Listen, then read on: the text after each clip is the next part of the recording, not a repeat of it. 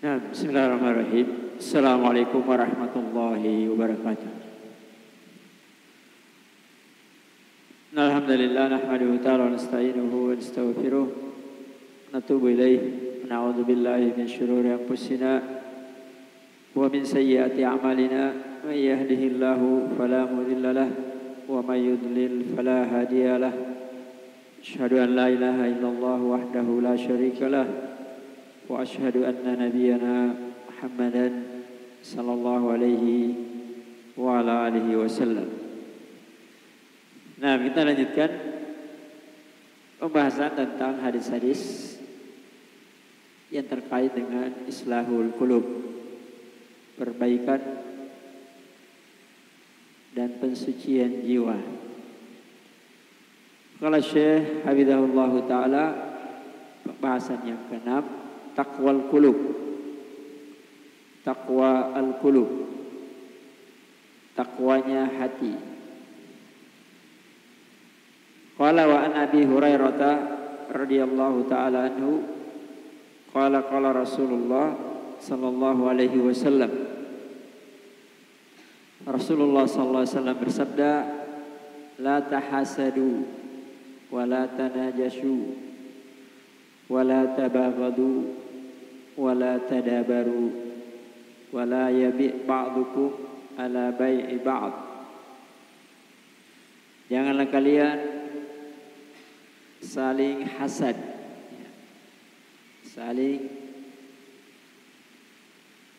iri hati, dengki.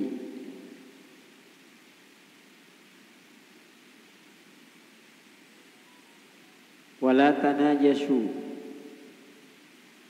dan janganlah kalian saling tanajus.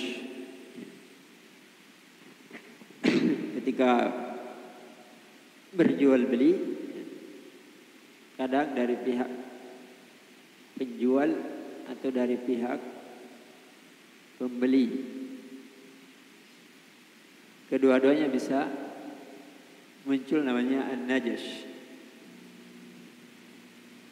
Dari pihak pembeli,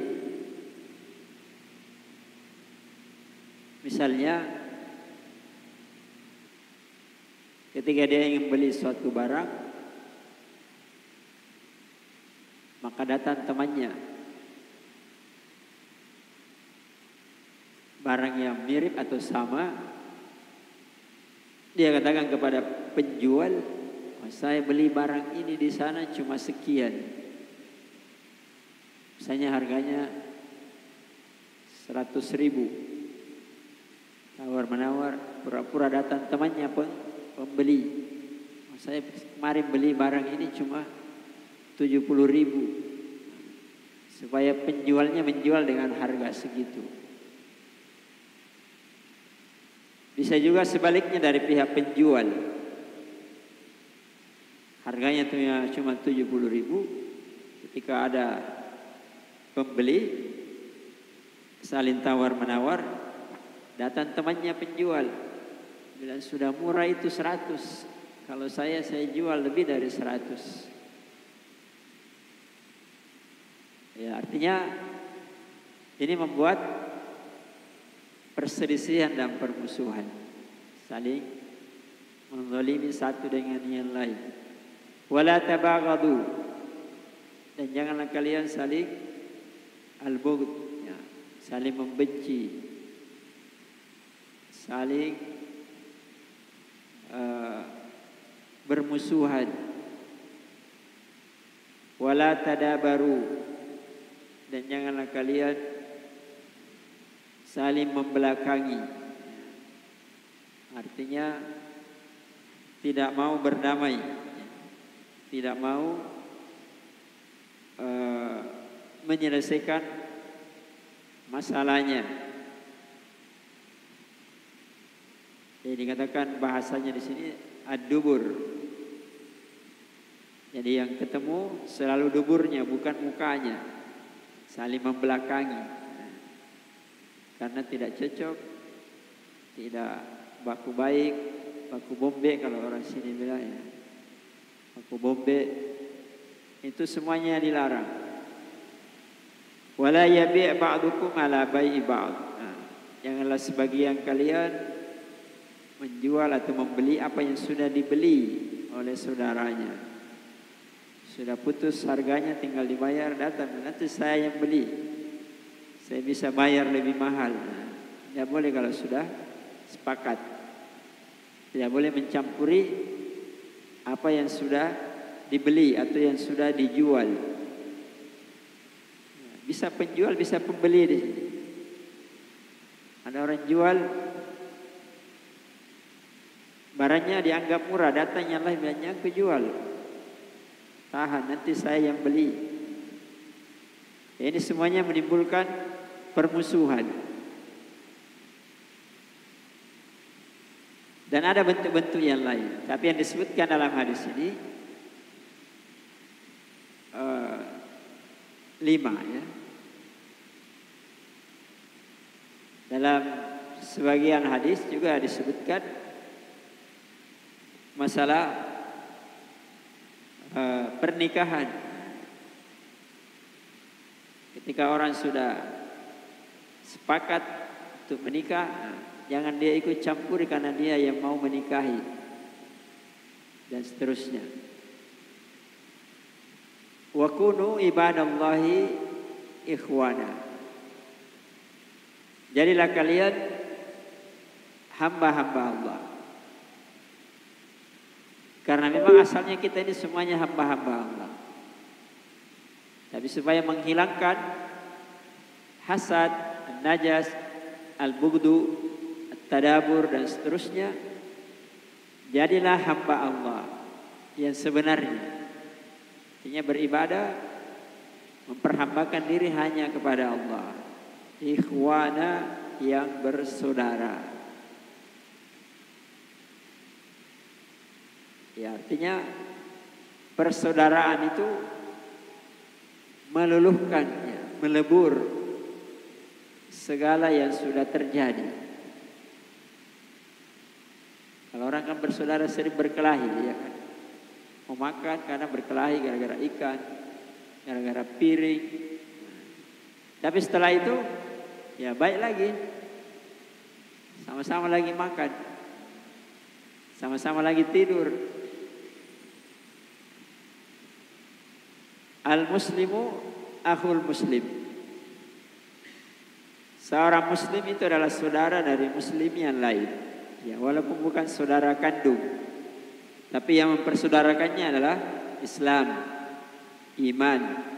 Dan itu sebenarnya lebih kuat, lebih kokoh daripada persaudaraan karena nasab. Ya, lebih kuat. Tapi kalau dia bersaudara sesama muslim dan nasab, ya lebih kuat lagi. Tapi asalnya ya persaudaraan karena Islam, karena iman, itu lebih kuat. La yadhlimuhu wa la yakhdhuluhu wa la yahkiruhu. Ya. Kalau dia bersaudara maka tidak boleh menzalimi dengan ucapan atau dengan perbuatan. Dengan harta, pada hartanya atau pada kehormatannya, apalagi pada darahnya. Tidak boleh. Wala yakhdhuluhu, dan janganlah dia merendahkannya. Sebagaimana nanti akan disebutkan, karena orang muslim tidak ada kelebihannya dari muslim yang lain kecuali hanya satu hal, nanti takwanya. Maka janganlah dia menghinanya karena saudaranya miskin, karena saudaranya cacat. Ini kalau sekarang orang gembor-gemborkan harus dilayani yang cacat, stabilitas, diberikan fasilitas dan sebagainya. Islam dari dahulu sudah ada. Tidak boleh merendahkannya karena sebab apapun. Itu tidak dibolehkan. Bentuk tubuhnya, hartanya, warna kulitnya dan seterusnya. Wala yahkiruhu, dan janganlah dia merendahkannya. Apakah rendah karena dia kurang cerdas? Sekarang kan dibully ya, sekarang ini kan jadi penyakit. Kadang ada santri atau kadang ada warga yang dibully karena mungkin kurang cerdas atau kurang paham atau apapun sebab-sebab yang lain. Yang ada harusnya dibantu. Kalau dia tidak cerdas, dibantu supaya jadi cerdas. Kalau dia bodoh, ya dibantu supaya jadi pintar. Kalau dia miskin, dibantu supaya dia keluar dari kemiskinan. Kemudian Nabi sallallahu alaihi wasallam mengatakan, at-taqwa hahuna. Takwa itu hahuna. Nah, dia mengisyaratkan yushiru ila sadrihi salasa marrat. Jadi Nabi menyebutkan banyak hal yang dilarang. Kemudian menunjukkan perintah itu bersaudara, menunjukkan semua yang dilarang itu bertentangan dengan takwa. Ya, bertentangan dengan takwa.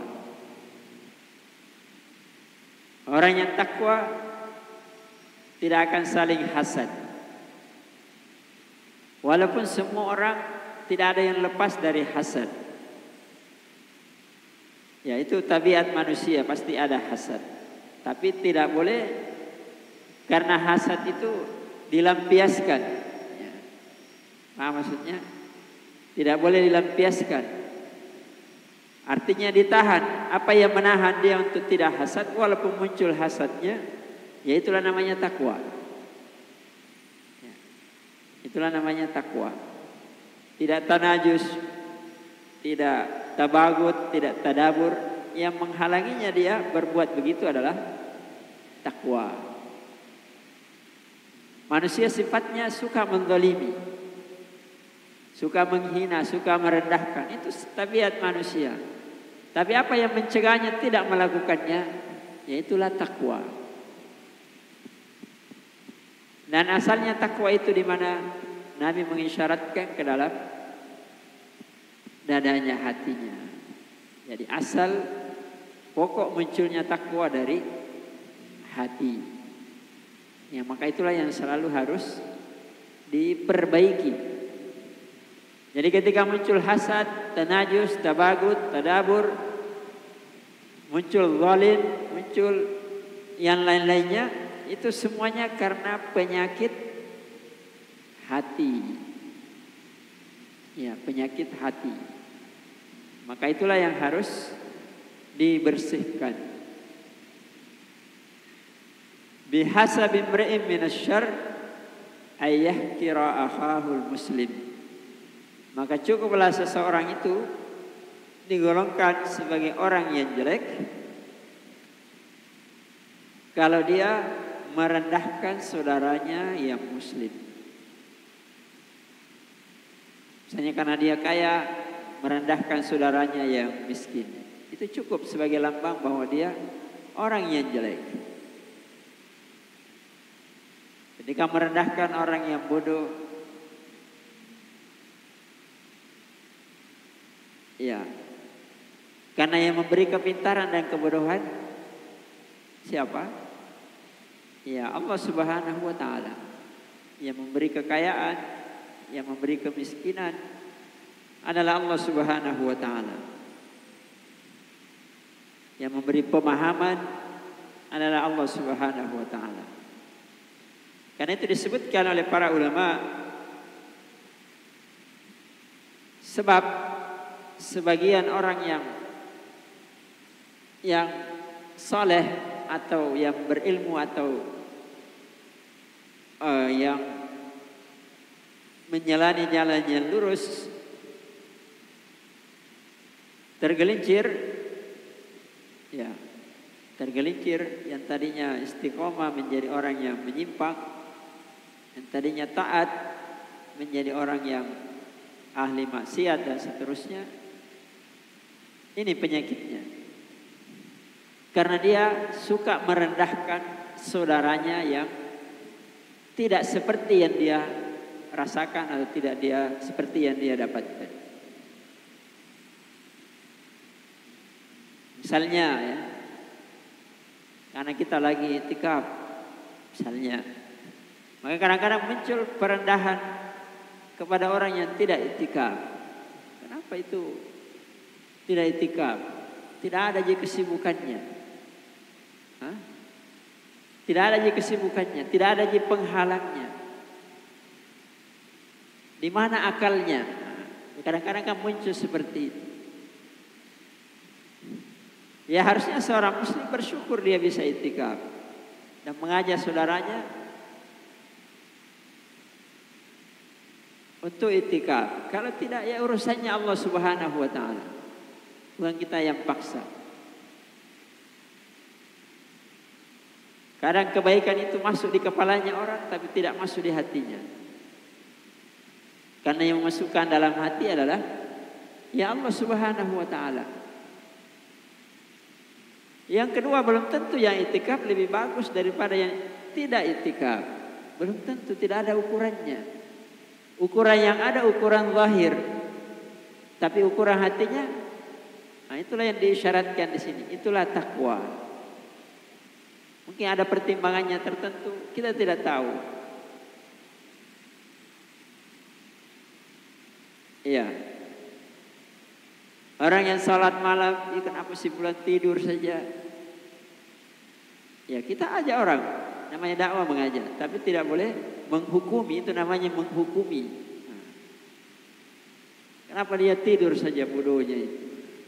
Setiap hari dia dengar ceramah tapi dia tidak pergi salat. Tidak.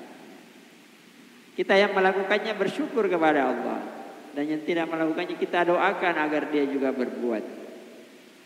Ya, kita tidak tahu. Berjalannya waktu bisa terbalik.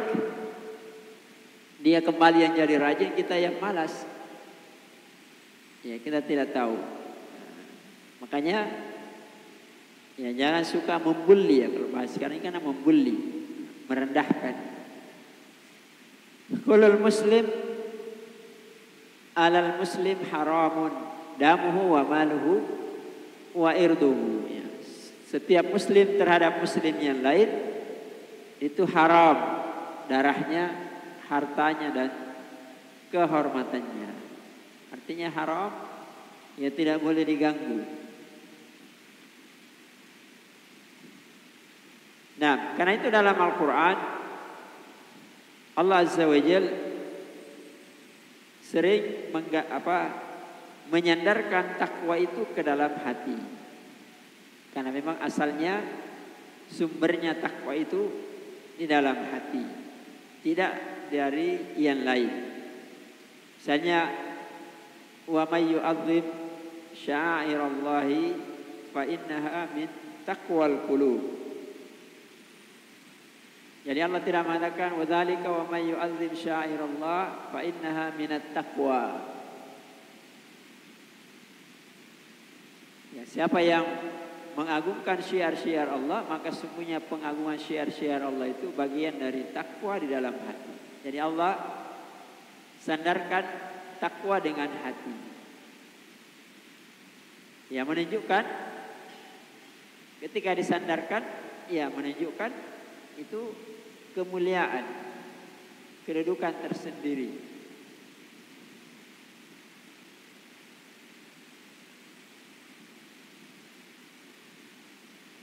Karena itu takwa ada dua. Yang pertama takwanya hati. Dan itulah hakikatnya takwa. Itulah takwa yang sejujurnya, yang harusnya seorang muslim bersifat dengannya. Yang kedua takwa al-a'dha. Takwanya anggota tubuh yang lain. Dan ini yang paling mudah untuk dimanipulasi. Coba lihat kalau bulan Ramadan, orang semua berubah penampilannya.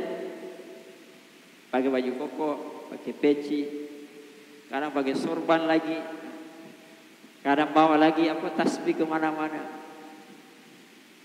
Kan berubah. Tapi hatinya berubah atau tidak? Belum tentu. Itu kembali antara dia dengan Allah dan hanya Allah yang tahu. Tapi bentuk tubuh yang lain ini mudah dimanipulasi, mudah dirubah-rubah. Pagi-pagi dia pergi makan coto, tidak ditahu. Tiba-tiba jam 5:30 ada acara bukber, pura-pura seperti dia orang yang paling lapar. Bisa dimanipulasi. Tapi hatinya bisa enggak? Ya tidak. Tapi karena kita tidak lihat hati, tidak boleh menghukumi hatinya. Ya, tetapi bukan di situ letaknya takwa yang hakikatnya. Ya. Bisa juga sebaliknya.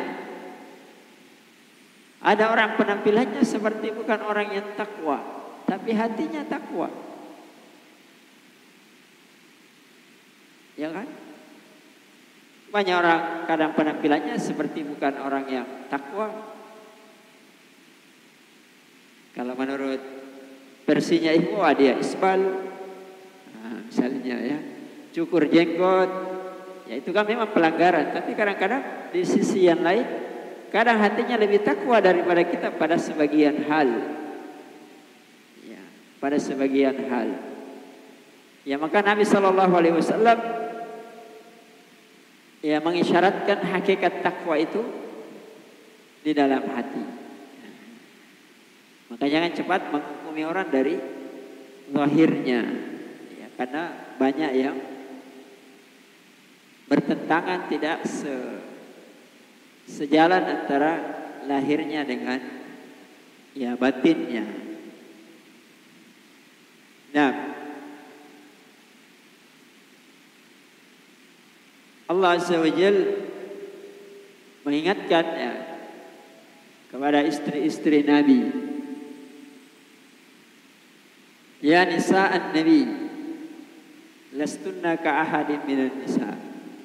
Wahai istri-istri Nabi, kalian itu bukan seperti wanita-wanita pada umumnya. Artinya istri Nabi itu kekhususan, tidak bisa sama dengan wanita yang lain, walaupun sama-sama istri. Ada nilai lebihnya karena menjadi istrinya Nabi. Ini taqaitunna fala takhdha'na bil qaul fayatma'a alladhi fi qalbihi marad wa qulna qawlan ma'rufa. Maka diisyaratkan dahulu dengan takwa. Ini taqaitunna. Jika kalian wahai istri-istri Nabi betul-betul wanita-wanita yang bertakwa. Takwa tadi di mana? Di hati. Maka Allah larang dalam bentuk ucapan, karena ucapan itu menunjukkan takwa. Fala takhdha'na bil qaul. Maka jangan kalian ketika berbicara ucapannya itu menarik orang lain, khususnya laki-laki. Dayu-dayu, merayu, gombal dan seterusnya. Sehingga nanti muncul tamak pada orang-orang yang berpenyakit di dalam hatinya. Ya, tamak kepada lawan jenis. Karena itu kadang ada perempuan kalau dilihat tidak menarik. Kadang-kadang kan sebagian laki-laki begitu. Kalau yang normal, kenapa ya? Temanku itu suka sama perempuan itu. Padahal kalau saya lihat, tidak ada yang menarik. Bodinya tidak, tingginya tidak, warna kulitnya tidak. Bingung dia carinya di mana. Tidak juga kaya, tidak juga terpandang. Ternyata dia tidak perhatikan bahwa perempuan itu pintar menggombal. Artinya tertariknya dari suara ucapan.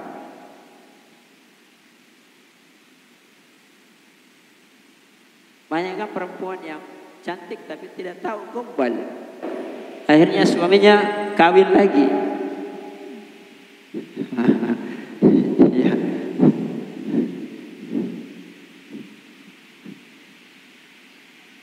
Ya karena laki-laki itu ya namanya kepada lawan jenis kadang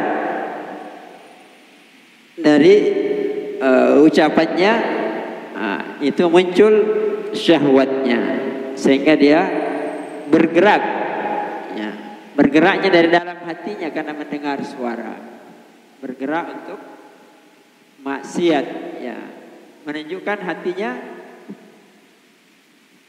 yang bermasalah ya, hatinya yang bermasalah. Tapi apa yang harus kalian lakukan? Wa qulna qaulan ma'rufa. Ya, ucapkanlah ucapan yang ma'ruf, artinya yang biasa saja. Kalau ada keperluan ya bicara, bukan orang disuruh diam. Tapi bicara ya seperti biasa saja. Yang normal-normal. Supaya hati yang sakit itu tidak menjadi lebih sakit. Hati yang sehat juga tidak menjadi sakit. Nah, kata Imam Ibnu Qayyim rahimahullah, hati yang selamat, walaupun sudah sampaikan juga sebelumnya, adalah hati yang selamat dari kesyirikan. Hati yang selamat dari al-ghil, gulul. Ya, ghil kadang maksudnya selalu ingin mengambil bagian sebelum dibagi, sebelum diizinkan. Itu kan namanya gulul. Kalau orang pergi perang, ada harta rampasan perang, sebelum dibagi sama pimpinan dia duluan yang ambil. Nah ini bagian, itu penyakit hati. Sama ketika orang pergi makan, belum dipersilahkan makan dia sudah mau makan. Itu hanya penyakit. Ya penyakit. Atau dia makan duluan dia mau ambil semua, tidak disisakan orang, itu penyakit. Penyakit hati. Artinya kita seakan-akan ingin memiliki banyak, padahal yang punya itu banyak orang. Banyak orang. Yang mau makan itu saudara kita juga. Ya, ambillah yang biasa, yang normal. Nanti akan dapat bagian semua. Kalau ada sisanya atau memang banyak persiapannya, tidak apa-apa ditambah. Nah, wal hiqd, ya, iri hati, dengki, hasad, wasyuh, kikir, sombong, cinta dunia, cinta popularitas, cinta kepemimpinan dan seterusnya. Maka orang yang hatinya selamat, ya, maka selamat dari hal-hal tadi yang merupakan penyakit-penyakit hati. Jadi kesimpulannya kan orang yang hatinya selamat dari syubhat dan syahwat. Syubhat dan syahwat. Kesimpulannya hati yang selamat dari 5 hal. Yang pertama, selamat dari kesyirikan karena bertentangan dengan tauhid.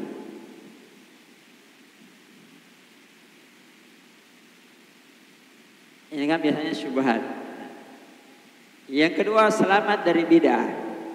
Ini juga kebanyakannya syubhat yang menyelisihi sunnah Rasulullah sallallahu alaihi wasallam.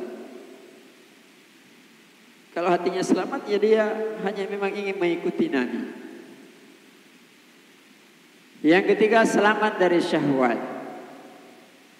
Syahwat biasanya menyelisihi perintah dan larangan.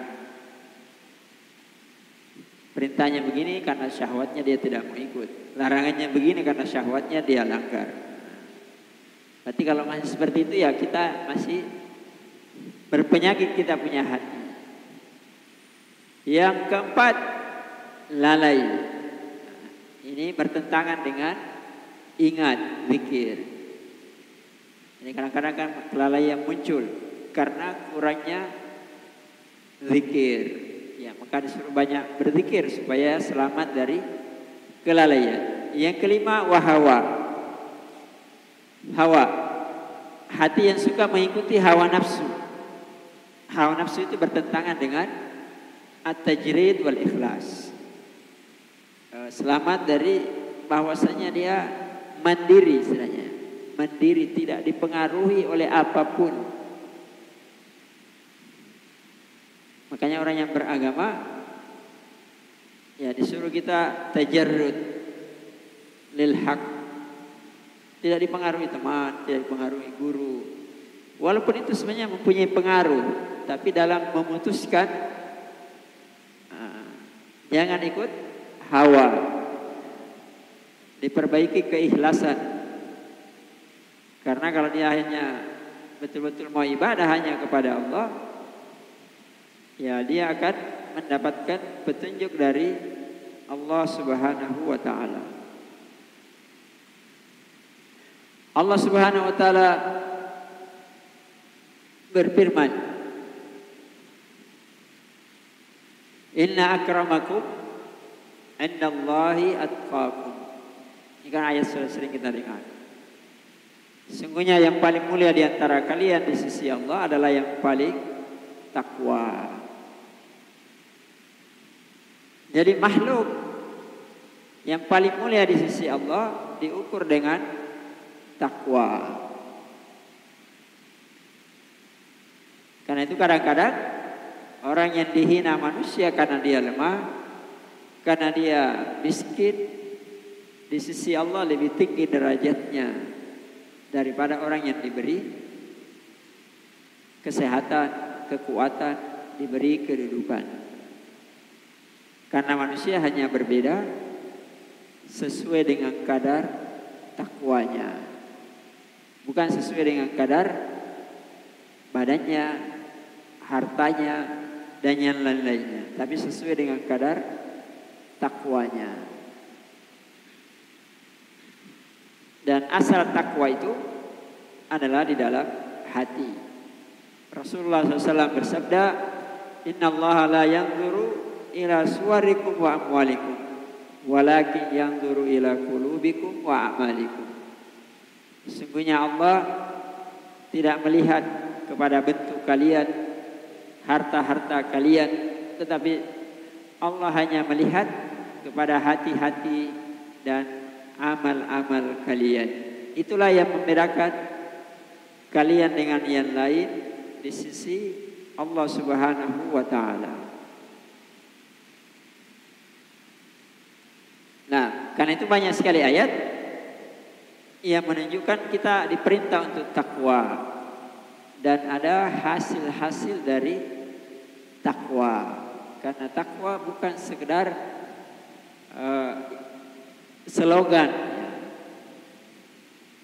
ya, bukan sekedar kalimat yang indah. Karena semua orang bisa dengan sangat mudah mengatakan saya adalah orang yang takwa. Tetapi ya, orang yang takwa dilihat dalam bentuk amalnya. Apakah dia mengerjakan perintah? Apakah dia menjauhi larangan-larangan Allah Subhanahu wa ta'ala. Nah, karena itu dalam sebagian hal amalan itu selalu digandengkan dengan iman dan takwa. Man shoma ramadhana imanan, bukan sekedar man shoma ramadhana ghufira lahu ma taqaddama min dzambi. Ya kan, tidak begitu. Tapi ada syaratnya. Man qama ramadhana imanan wa ihtisaban, man qama lailatul qadri imanan wa ihtisaban. Tidak dibuat dua hal itu, iman dan ihtisab. Ya. Dan iman itu sumbernya dari dalam hati, ya, bukan dari luar. Nah, itulah yang diampuni dosanya. Karena itu amal, sebagaimana sudah disebutkan kemarin, harus terrealisasi 3 hal: kecintaan, harapan, dan rasa takut. Ya, man shoma ramadhana imanan, iman yang menyuruh dia adalah Allah Subhanahu wa taala. Maka dia cinta kepada Allah yang memerintahkan dia puasa, memerintahkan dia salat, memerintahkan dia qiyamul lail dan seterusnya. Sekaligus takut kalau dosanya tidak diampuni. Makanya karena janjinya Allah kan diampuni, maka dia takut kalau dia tidak termasuk orang yang diampuni. Bahkan dikatakan orang yang celaka salah satunya karena dapati Ramadan tapi dosanya tidak diampuni. Maka harus ada yang kedua, al-khauf. Kemudian yang ketiga, ar-raja, ihtisaban, mengharapkan pahala, ganjaran, balasan hanya dari Allah Subhanahu wa taala. Kalau dilakukan 3-tiganya maka akan semakin sempurna ibadah kepada Allah Subhanahu wa taala. Nah, saya kira itu saja ya untuk pertemuan kita hari ini. Mudah-mudahan bermanfaat. Ya. Nasallahu subhanahu wa ta'ala ayyajalana jami'an min ibadihil muttaqin.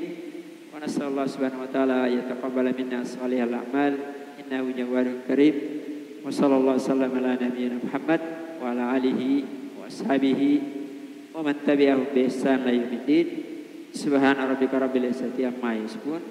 Wa salamun alal mursalin. Wa akhiru da'wana alhamdulillahi rabbil alamin. Assalamualaikum warahmatullahi wabarakatuh.